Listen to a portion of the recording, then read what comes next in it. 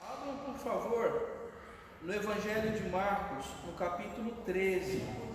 Marcos 13.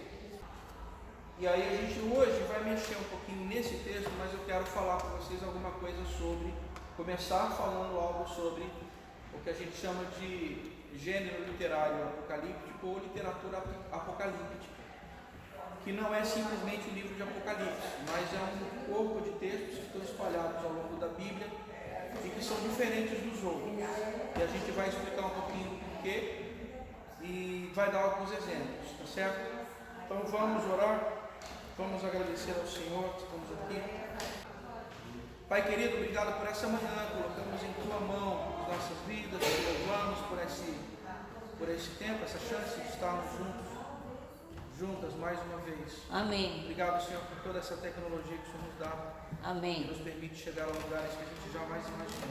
Amém, Colocamos Senhor. tudo nas Tuas mãos e nos ajuda a trilharmos esse caminho que por vezes é tão obscuro, tão difícil, que é falar sobre esse tema. É no nome de Jesus que nós te agradecemos. Amém. Amém. Amém. Gente, vamos por partes. O que é literatura apocalíptica? Primeiro vamos tentar desvendar esse negócio. Quando você pega um texto da Bíblia, você repara com muita clareza que tem textos que são parecidos e tem textos que não têm absolutamente nada a ver um com o outro. Então, por exemplo, quando vocês estão com a Bíblia aberta? Estamos. Então vamos começar a fazer umas brincadeiras aqui. Eu vou mexer apenas com o Novo Testamento. Não vou para o Antigo Testamento, apenas o Novo Testamento. Abre, por exemplo, no livro de Atos, no capítulo 17, verso 1 e 2. Atos 17, 1 e 2. Isso. Veja aí. Lê para você. Aí eu vou fazer uma pergunta. O que esse texto fala? Ele está descrevendo o que aconteceu. Paulo estava lá Em qual cidade? em Tessalônica ensinando na sinagoga. Então é um relato. É. É um relato histórico. Tá certo? Cita cidades, né? Cidade, o que ele foi fazer. É relatando alguma coisa. Quantos dias. Tudo bem? No mesmo livro de Atos, no capítulo 2, versículo 14, e depois o versículo 37. Atos 2, versos 14 e verso 37. Atos 2, verso 14 e verso 37. Dá uma lida aí. O que te parece? Pedro. É um relato histórico? Não. Parece que Pedro está o quê? Pregando. Pregando, porque ficaram aflitos. É uma pregação. É. Tá certo? É diferente. É diferente.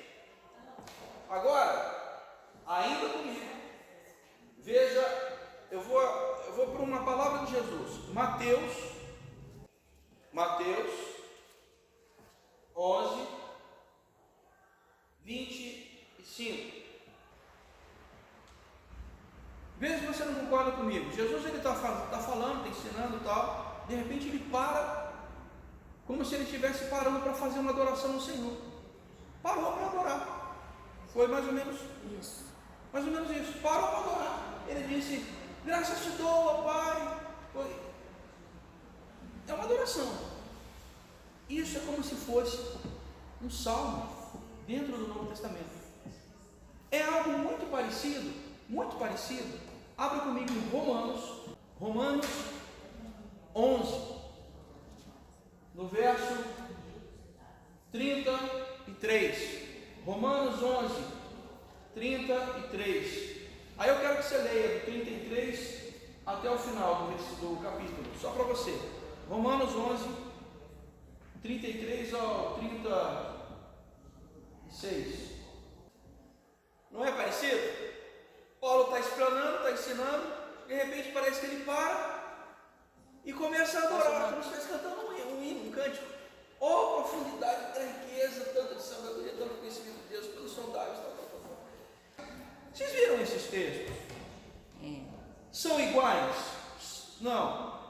são diferentes de que maneira? Um é uma história, um relato histórico, outro é um relato, é um didático, é um sermão, uma pregação, outro é um hino. Então eu tenho salmos dentro, vocês estão vendo no caso desses últimos que eu falei, é salmos, é poesia, está no Novo Testamento.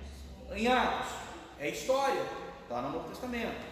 O didático lá, a pregação, está dentro do Novo Testamento. Agora, vá para Marcos 13, onde você estava, e leia em especial, por favor, versículos 24 ao 27.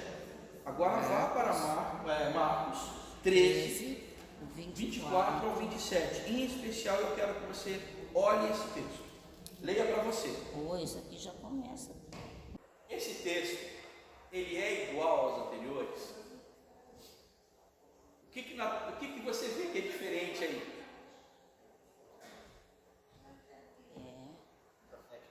Ele tem muito símbolo e tal, traz uns negócios que à primeira vista... Aliás, esse texto também foi musicado, né? Foi. À primeira vista, ele não, até talvez não faça sentido, porque... Depois a gente vai ver, não hoje, tá? Hoje não dá tempo, mas a gente vai ver, existe uma história da interpretação desses textos, de textos dessa natureza, que alguns trabalham a linguagem figurada e outros acham que não, são eventos mesmo, que foram ou serão pontuados na história daquela maneira, e a gente vai falar um pouquinho sobre isso. Então esse trecho, ele é um trecho que tem figuração, porque ele diz que naqueles dias, o sol vai escurecer, a lua vai transformar em sangue, as estrelas cairão no firmamento, aquela coisa toda, negócio lá Steven Spielberg, né? Parece que você está vendo um filme de Jornada das Estrelas, ou Star Trek, né? Um negócio assim, Retorno de Jedi, aquela coisa toda, que é um negócio cheio, né, recheado de expressões simbólicas. A literatura apocalíptica, ela se diferencia principalmente por isso. Então, quando você encontrar muita ênfase em visões, revelações, profecias sobre o fim do mundo, julgamento divino, né, tem uma linguagem altamente simbólica, figurativa, se preocupa com o estudo ou a narrativa das últimas coisas, que dentro da teologia é um pedaço da teologia que a gente chama de escatologia. A gente estuda, segundo as profecias, o que seriam as últimas coisas, que a rigor nós não sabemos, a gente se baseia no que o texto diz, e aí isso dá margem para... A gente vai ver, não hoje, mas vai ver margem para várias interpretações. Então a literatura apocalíptica, o gênero apocalíptico é isso, ele mexe com essas coisas. Eu vou falar de novo.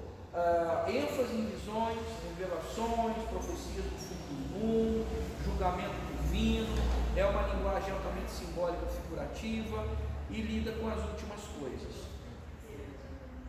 Esse texto é um deles. Eu peguei Marcos 13 para exemplificar, eu poderia começar com Apocalipse, que é muito mais rico, muito mais denso, mas Apocalipse eu vou lidar com um encontro só para ele. Só para a gente falar sobre ele, talvez até dois, porque, isso é... Nossa! É um mundo nós paralelo, estudamos gente. um semestre inteiro na sala de jovens, no tempo nesta sala, né, no tempo da Tânia, eu e a Tânia. Há algum tempo atrás, eu não consegui concluir, porque minha vida era muito louca, e eu não consegui terminar, mas eu cheguei a começar, fiz 6 meses de uma pós-graduação em apocalíptica, né? Pela visita disso, mas eu não consegui, realmente não consegui, porque, gente, o ritmo era muito alucinante, era muita bibliografia, e as aulas eram um negócio muito denso. Tinha noite que eu tinha dificuldade para ir dormir. que a cabeça ficava no tamanho do balão. Eu já não posso, até Sério, depois. sério, gente. Até depois do curso. Vocês não estão entendendo o negócio. E aí, imagina se eu fizer um curso desse. tinha um professor, se vocês. Ô Rejane, ó, anota o nome desse professor. Paulo Nogueira. Paulo Nogueira. Ele traz algumas coisas sobre Apocalipse muito interessantes. Mas é uma linha, tá? Paulo Nogueira, isso. Mas é uma linha, por favor. Não é a linha, é uma linha. É um. O Paulo Nogueira é um professor doutor da Universidade Metodista. E ele traz algumas abordagens, ele lida muito com a abordagem visual, e ele une arte com as visões do Apocalipse. Gente, é um negócio sim, surreal, é um negócio muito da hora. Mas voltando ao que a gente estava falando, esse tipo de linguagem, ele está presente no Antigo Testamento, está muito presente no Novo Testamento. É o tipo de linguagem que a gente precisa na hora de fazer a abordagem do texto.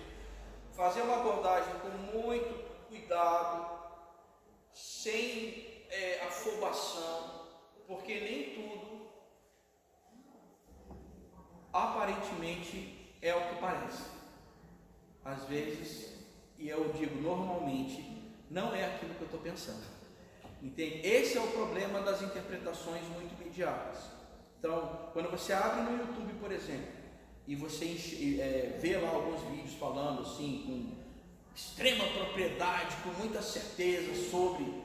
Olha, eu particularmente sempre desconfio, porque eu sempre fico com aquela, eu posso estar errado. Muita certeza, um Gente, tema essas certezas absolutas, né, que me lembra até aquele meme, né? Se é certeza, ela é absoluta. Gente, essas certezas, elas...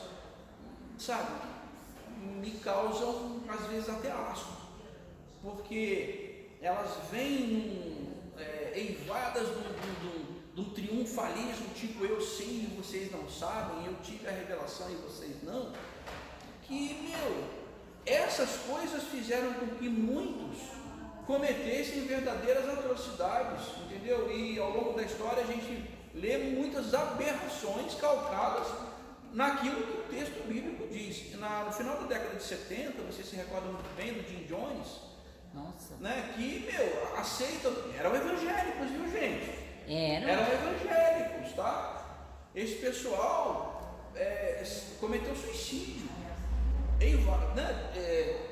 ancorado, conduzido por essa por liderança. uma visão dessa, e o camarada estava lá. Aqui no Brasil, quem se recorda das suas aulas de história? Antônio Conselheiro. Nossa. O sertão vai virar mar e o mar vai virar sertão. Lembram disso? Lembram? Nossas aulas de história faz tempo.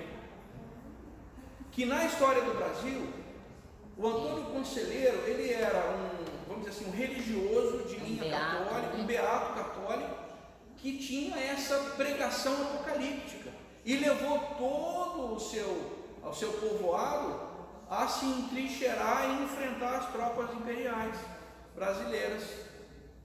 Claro que no meio dessa... Leiam sobre essa revolta. Canudos, a história de Canudos é uma história intensa, densa, mas que tem um fundo religioso baseado numa concepção apocalíptica das escrituras. Né? Isso, sem contar, gente, com outros tipos de leitura, algumas delas oriundas, pasmem, de gente que veio da teologia wesleyana, que tascou lá, por exemplo, data para Jesus voltar. Então, por exemplo, a gente fala muito dos adventistas. Esse povo tem um pezinho na teologia wesleyana. E lá atrás. Então, quando você pega esses trechos e você tenta interpretá-los sem mediação, a gente pode gerar equívocos. A gente pode chegar num lugar que talvez não seja. Então, assim, ela tem um contexto e a gente precisa entender alguns desses contextos. Normalmente é um contexto de perseguição, sofrimento, e o trecho, os apocalipses, esses textos apocalípticos, normalmente falam de um juízo divino, do julgamento divino, a favor daqueles que estão sendo perseguidos. Algo mais ou menos assim. A gente vai ser trucidado nesse momento, mas a glória nos espera, porque o Senhor há de nos acolher.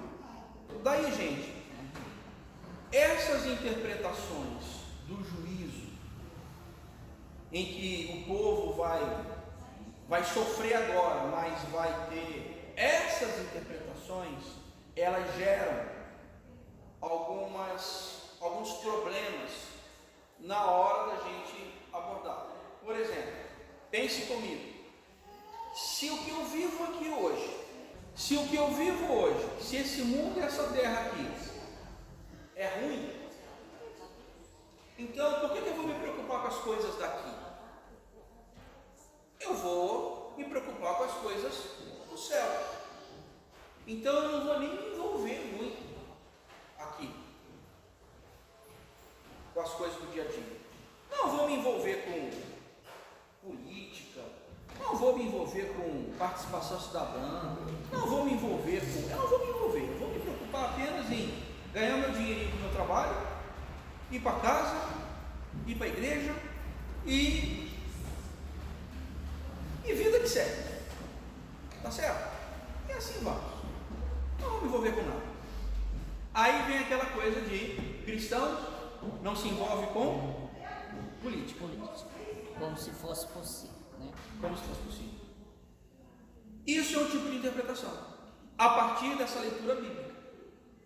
Agora, por outro lado, eu posso usar o mesmo texto ou os mesmos textos e dizer o seguinte: eu vou continuar me envolvendo ativamente com tudo isso que está aqui na terra para pregar o Evangelho, e vou ser uma testemunha no sentido do texto que está por baixo, lá no Novo Testamento, o grego chama de martirel, ou seja, testemunha. Enquanto, porque não é isso que o texto diz, o grande mandamento de Jesus: indo, pregai, fazer discípulos, não é isso? Então você vai fazer discípulos à medida que você caminha. Então você vai caminhando e você vai fazendo discípulos no seu dia a dia. Então, na medida que você vai fazendo discípulos no seu dia a dia, a tua pregação, a tua maneira de enxergar as coisas pode ser um empecilho, um entrave para o grande sistema. Porque, concordem comigo ou não, mas a Bíblia é um livro que fala de justiça. A Bíblia é um livro que bate na desigualdade. Se assim não fosse, o tal do ano do jubileu, lá da Torá, vocês não lembram que é o ano do jubileu? Todos tinham o direito de comprar. Digamos que eu compro um terreno do Beto, hoje. No ano 50 ou no 50º ano, pela Torá, o Beto tem que devolver o terreno que eu comprei dele. Eu tenho que devolver para o Beto, ou para a descendência dele que eu comprei dele. Isso era o ano do jubileu, para que não houvesse junção de terra por terra e não houvesse grandes latifúndios. Para que, uma vez havendo grandes latifúndios, a distância entre ricos e pobres alcançasse um fosso intransponível, que tivesse cada vez mais ricos, cada vez menos ricos e cada vez mais pobres. Isso é um absurdo, né? Para alguns. Mas isso está aqui. Aí, quando, por exemplo, eu pego que está em Atos 6, o que está em Atos 6 lá no começo?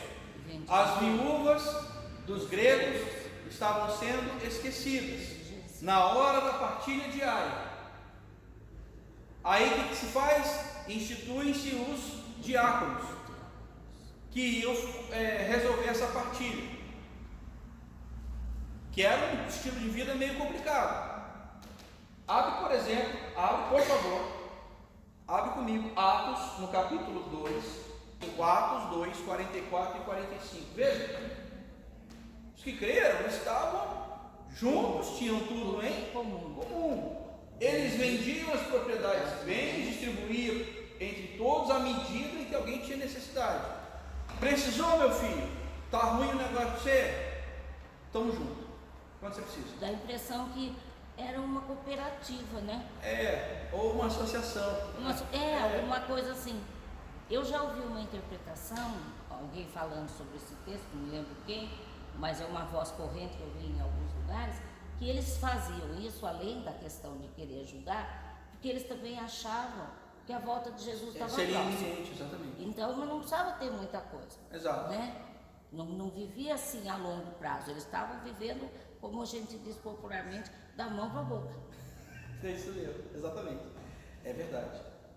Aí, gente, esse tipo de vida, ou de estilo de vida, incomoda e atrapalha o sistema. Porque se você trabalha comunitariamente e age para agregar, povo junto, povo unido, povo agregado é um problema. Porque quanto mais juntos nós estivermos, pior para quem Deseja domina ou tem a intenção de dominar grandes grupos. Parênteses. Na época da ditadura, as universidades, porque o movimento estudantil, ele era uma pedra no sapato na ditadura militar no Brasil. Sim. Aí, no final dos anos 70, o que a ditadura, e isso começou a acontecer em muitas universidades brasileiras públicas, principalmente as públicas, tinha praticamente as públicas, né, brasileiras. As disciplinas, elas aconteciam por ano, eram anuais. Então, no final dos anos 70, as disciplinas começaram a ser semestrais, porque você fazia com que aquele povo ficasse menos tempo junto, apenas um semestre. Semestre que eu não falo, mas 6 meses na verdade. O semestre letivo para a faculdade e universidade, 4 meses. Então você desagregava aquele pessoal, ao invés de ficar um ano junto, esse pessoal ficava apenas 6 meses. E o currículo ele era cumprido por disciplinas. Então você cumpria um semestre aqui, cumpria um semestre ali, cumpria assim, você começava a desagregar. Dispersava. Então isso ajudou muito para que houvesse dispersão no meio estudantil, de modo que, a partir do início dos anos 80, os estudantes não eram mais aquela força política, aquela voz que grita, esquece, não tem mais. E essa é a grande estratégia de quem muitas vezes quer dominar grandes grupos. Você dispersa lideranças, faz com que eles se desagreguem. Da mesma maneira como o texto bíblico pode ser usado para, olha, eu só quero pensar no futuro, o texto bíblico também pode ser usado para, não, eu preciso continuar a minha luta, a minha martirização, o meu testemunho, agora no presente, para que essa escatologia, esse fim dos tempos, venha o mais rápido possível. Então eu posso interpretar das duas maneiras. Estão acompanhando o raciocínio? Gente, esse contexto histórico e cultural de perseguição é o que na maioria das vezes, em praticamente todos os textos, é o que está de pano de fundo da literatura apocalíptica. Normalmente é isso, né? Salvo o livro, olha, eu vou dizer salvo o livro de Daniel, mas em parte, porque eles estavam no exílio. Já era uma perseguição. Que já era, exatamente. Então não tem salvo nenhum, era isso mesmo. E essa promessa de futuro glorioso. Aqui, gente,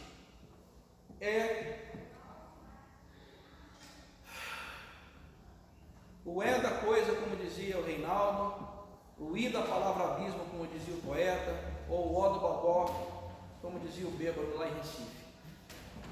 Essa é a questão principal quando a gente fala de texto ou literatura apocalíptica. Se eu não entendo que são figuras que precisam ser interpretadas, mediadas, e essa mediação vai levar em conta o que aconteceu na época e qual linha que eu vou optar, porque aí assim, isso é o que eu penso, Marco, penso que não existe não, a realidade é absoluta e eu tenho um pensamento, esse pensamento ele tem que ser assim. Eu, Marco, penso que não. Que a gente tem opções a serem tomadas, eu decido o que eu faço com o texto, nesse particular. Porque quando a gente ingessa o texto, dizendo, é isso, nessa perspectiva, eu talvez o empobreça e quem sabe até incorra numa saída da trilha, né? Tinha um poeta espanhol que dizia que caminho ao caminhante faz o caminhar. Faz caminhar andar. Em teologia, e principalmente teologia bíblica, essa fala ela é muito viva, porque em muitos textos eu tenho que seguir literalmente a trilha, caminhando um passo de cada vez para eu não me perder. Porque senão, se eu incorporo interpretações prontas, eu posso estar adotando uma visão, às vezes absurdamente fora da casinha, como dizem os nossos adolescentes. Mas algumas coisas, Marco, são assim, quando a gente fala na escatologia e principalmente na sequência de acontecimentos que antecederão, né, a segunda vinda de Cristo, algumas coisas que existem, né, na Bíblia, e esse texto do Filho do Homem vindo sobre as luzes, eu não sei, eu acho que eu tenho uma interpretação um pouco simplista. Para mim, eu acho que é assim mesmo, né? No caso, por exemplo, para mim, quando está falando aqui que então se verá o Filho do Homem, para mim está falando do momento do arrebatamento, né? Então, eu acho que alguns fatos, eu não sei, eu já fiz alguns estudos, mas para mim é muito simples. Até as pessoas olham para mim, acho que eu sou meio louca, porque eu faço para mim é muito simples, é assim, primeiro Jesus nas nuvens, o arrebatamento, né? Eu subo, porque eu nunca fiquei de recuperação, não é agora que eu vou ficar. Depois ele desce, ele julga, sobe, aí o milênio de Cristo, depois... Então, a simbologia toda certa aí, mas eu vejo essas coisas, eu quero que você me diga, né? Se a minha interpretação está muito simplista, é do jeito que está escrito na Bíblia. Os fatos, a sequência dos fatos em si. Lá depois da segunda, do arrebatamento, mistura um pouco na minha cabeça. Mas também não quero saber, porque eu já não vou estar aqui mesmo. Tá certo. Eu simplifiquei a coisa assim. A Regiane, ela fez uma fala aqui muito interessante. Ela está dizendo que ela, particularmente, ela acha necessário escolher uma linha. E ela fez a escolha dela, né? E a partir dessa linha que ela escolhe, ela vai se aprofundando nos estudos. Então, é o que né? eu escolhi a interpretação. Isso que você está falando, Leia, faz muito sentido. E quem sou eu para julgar? Eu não vou entrar nesse mérito. Mas eu vou dizer o seguinte, que o que você está fazendo procede.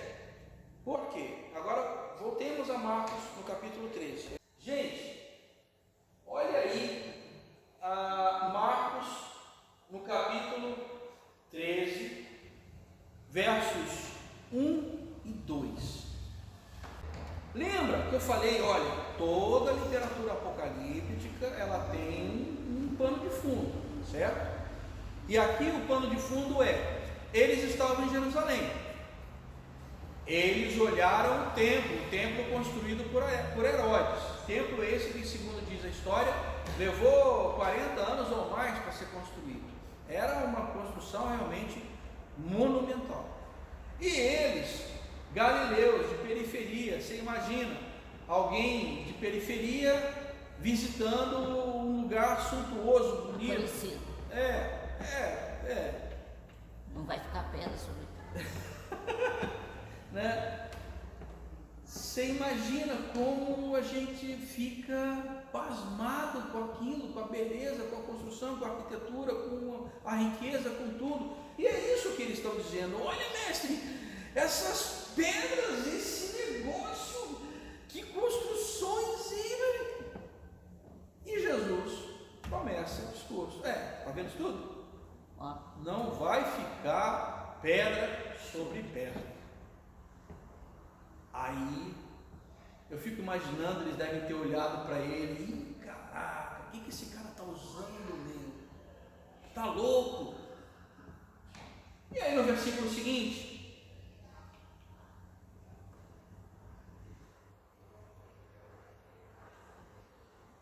não foi todo mundo que perguntou, só os mais ousados perguntaram. Veja, o versículo seguinte aí, quem perguntou para Jesus? Foram os 12? Não. Pedro, Tiago, João. E em particular. E olha, pede ouvido, em particular. Adianta aqui para nós quanto que vai acontecer. Mestre, eu sei, né? Beleza, tal, tranquilo, a gente, pá, tamo junto, né? Tamo aí. Mas é o seguinte, adianta aqui. conta isso melhor. Quando vai ser? Aí ele começa o discurso para eles, e depois foi registrado. Eles querem um sinal. E, gente, veja, eles pedem um sinal. E aí, Jesus começa dizendo. E começa a fala. Nesse discurso, existem coisas que estão misturadas. E aqui eu vou usar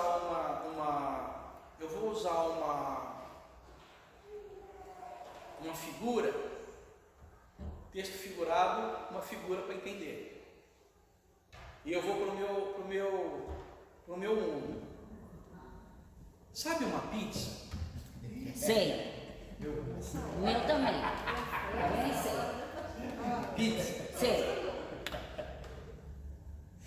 Deixa eu ver uma bem misturada. Portuguesa.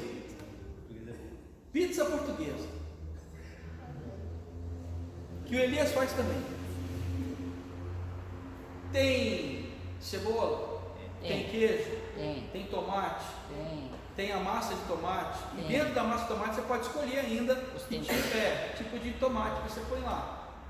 Eu não vou colocar ketchup mostarda aí, porque eu sei que vocês aqui de São Paulo, vocês não profana a pizza. Mas azeitona, ovo cozido, presunto, ervilha. Tem que ter orégano. Claro.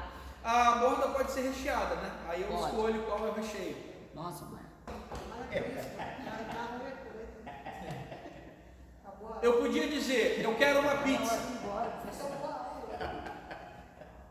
Aí o camarada vai perguntar, qual? Aqui eles perguntaram para Jesus, eu quero resposta disso que você falou. É como eles dissessem, eu quero uma pizza. Só que aí Jesus, ele não dá uma mussarela pura, ele dá uma portuguesa bem, com um monte de coisa no bolo. Nesse monte de coisa tem coisas, olha galera, tem coisas que iriam acontecer naquela geração, coisas, e eu vou mostrar aqui, que quem escreveu talvez tenha colocado lá na boca de Jesus, que já tinham acontecido depois, que foi escrito o texto, que tinham acontecido antes, depois que o texto foi escrito, e coisas que iriam acontecer ainda, mas que, num geral, estava subentendido em linguagem figurada. Querem ver? Olhem o texto junto comigo. A pergunta é, eu quero uma pizza. Ele diz, quando se sucederão essas coisas? Que sinais? Quais coisas ele estava preocupado, gente? O templo ia acabar. O que era o templo para o judeu? A grande referência do judaísmo. Ou seja, o judaísmo como eu acredito, com as minhas ofertas, os meus dízimos, a minha adoração, a minha confissão de pecado sendo feita nas festas, no Pessá, na Páscoa, eu não vou ter mais lugar. Como é que é isso? O meu lugar vai ser desconstruído? Ou vai ser destruído? O que será de nós? Eles estão preocupados. Essa é a preocupação. Então, eu quero uma pizza. Aí Jesus começa dizendo, então vamos lá. Acompanhe comigo o texto. Acompanhe comigo. ele diz alguns sinais. Versículo 6. Primeiro, haverá muita confusão com relação à expectativa ou à esperança messiânica. O que ele está dizendo aqui? Muitos virão em meu nome e dirão, sou eu. Enganar.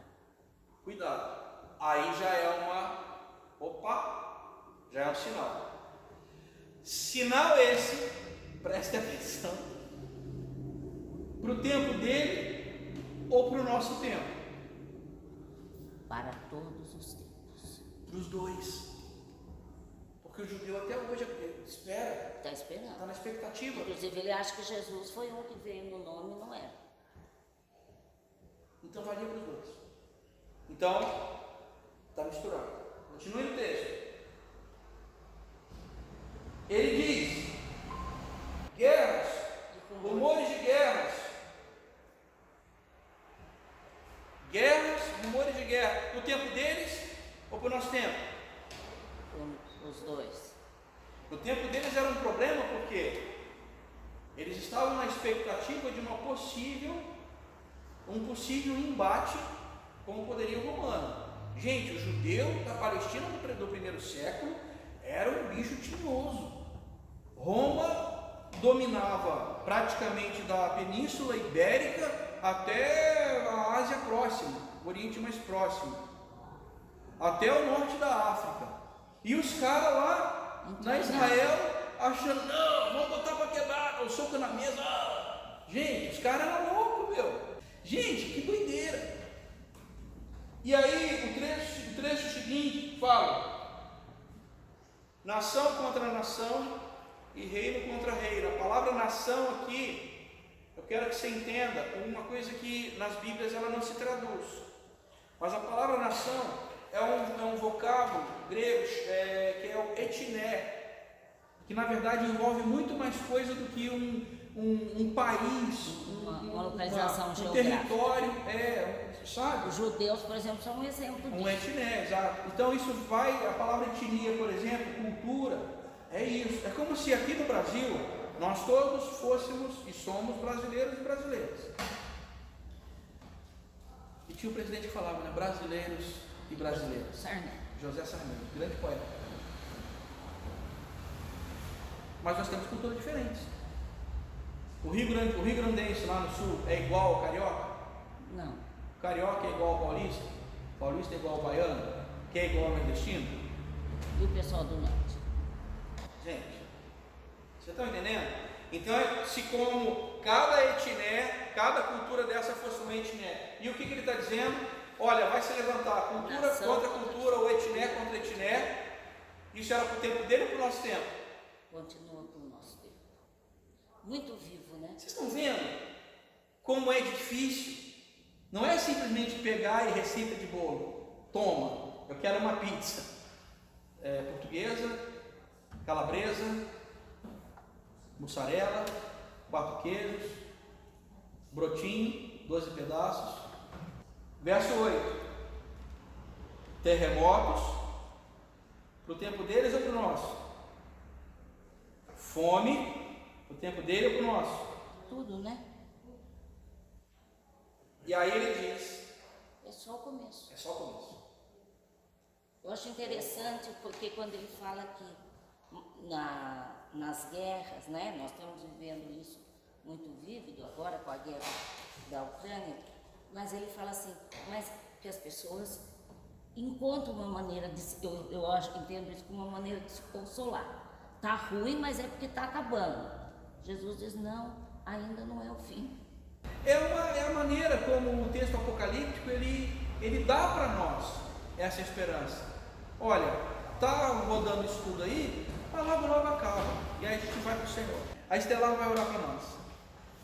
Querido Pai, muito obrigada por essa aula de escola dominical, Pai. Muito obrigada por cada um aqui presente. Obrigada, Pai, por falar conosco todos os dias e nos ensinar mais um pouquinho da Tua Palavra. Amém. Nós sabemos que nunca vamos saber tudo, que não tem como compreender todos os Teus mistérios, Pai. Sim. Mas só da gente poder saber mais um pouquinho de Ti, nós já ficamos muito felizes, Pai. Amém, Senhor. esteja com cada um aqui presente no restante desse dia, Pai. Abençoe cada um aqui. Em nome de Jesus, amém. Amém. Amém.